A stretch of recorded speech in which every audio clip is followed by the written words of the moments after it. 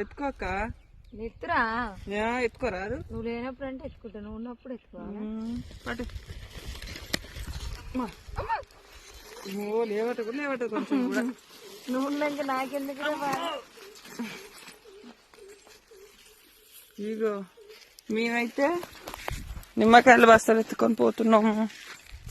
నిలబడి పట్టుకురారా.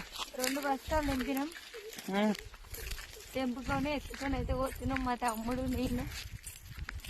ఎంత దూరం పోవాలక్క? చాలా దూరం. ఎక్కడ అంటావు?